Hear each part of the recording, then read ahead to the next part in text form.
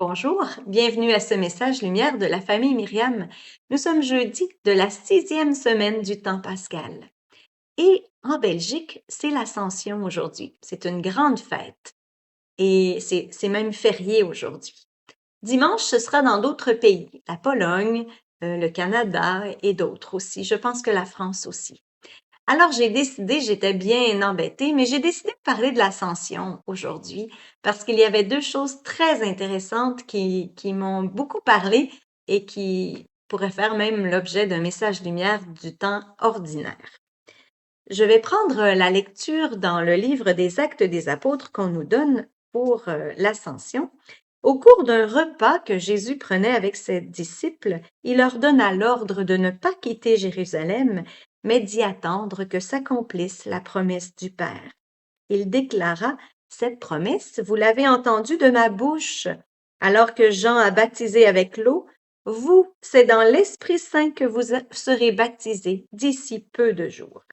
Ayant ainsi réuni, les apôtres l'interrogeaient, Seigneur, est-ce maintenant le temps où tu vas rétablir le royaume pour Israël? Jésus leur répondit, Il ne vous appartient pas de connaître les temps et les moments que le Père a fixés de sa propre autorité, mais vous allez recevoir une force quand le Saint-Esprit viendra sur vous. Vous serez alors mes témoins à Jérusalem, dans toute la Judée et la Samarie, et jusqu'aux extrémités de la terre. Après ces paroles, tandis que les apôtres le regardaient, il s'éleva, et une nuée vint le soustraire à leurs yeux. Et comme ils fixaient encore le ciel où Jésus s'en allait, voici que devant eux se tenaient deux hommes en vêtements blancs qui leur dirent, Galiléens, pourquoi restez-vous là à regarder vers le ciel? Ce Jésus qui a été enlevé au ciel d'auprès de vous viendra de la même manière que vous l'avez vu s'en aller vers le ciel. Elle est très belle, cette lecture. C'est une très belle fête, l'Ascension. Elle clôture un temps magnifique liturgique, le temps pascal. Enfin, c'est la Pentecôte qui va clôturer ce temps. Mais il y a deux choses qui m'ont beaucoup touchée. La première, c'est la prière d'introduction. L'ascension de ton Fils, le Christ, nous introduit déjà auprès de toi, nous, les membres du corps dont il est appelé, dont il est la tête, appelés à vivre en espérance dans la gloire où il nous a précédés.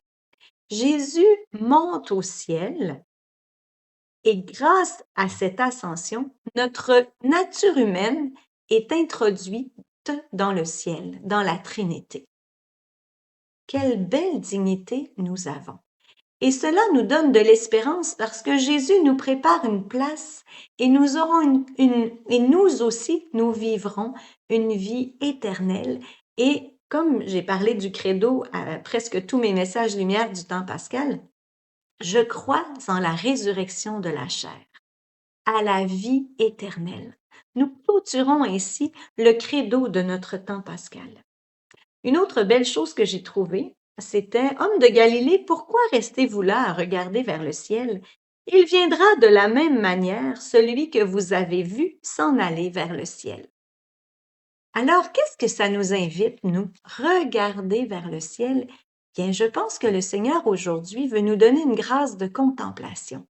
Restons là à regarder le ciel et restons dans l'espérance parce que le Christ va revenir. Donc, ma vie n'est pas finie. Ma vie déborde d'espérance. Tout est transformé grâce à lui. Alors, je trouve que là, Jésus est venu établir le véritable royaume. Et le royaume, c'est l'Église. Nous sommes membres de l'Église, fils et filles de l'Église. Nous sommes invités maintenant à retrousser nos manches et à bâtir ce royaume sur la terre, tout en sachant que le ciel nous attend. Donc, il n'y a jamais rien de terminé. La grâce peut tout, le Seigneur peut tout transformer. Alors, il suffit d'ouvrir notre cœur et de laisser la grâce agir dans notre vie. Oh oui, je le sais, c'est facile à dire, mais j'y crois profondément. Et je sais que le Seigneur peut avoir la victoire sur toutes nos morts. Moi aussi, je l'ai expérimenté et je suis sûre que toi aussi. Alors aujourd'hui, c'est un jour d'espérance et demain, nous allons commencer la neuvaine à l'Esprit Saint, la neuvaine pour la Pentecôte. Et je pense que demander l'Esprit Saint, c'est demander la force de pouvoir vivre ce royaume sur la terre, le conseil pour savoir comment se diriger, la foi, hein, le don de piété pour voir nos frères et sœurs qui sont à côté de nous et les aimer Dieu comme un père, et voilà, avoir la sagesse de vivre la vie dans l'esprit. Je te souhaite une belle journée. Au revoir et à demain.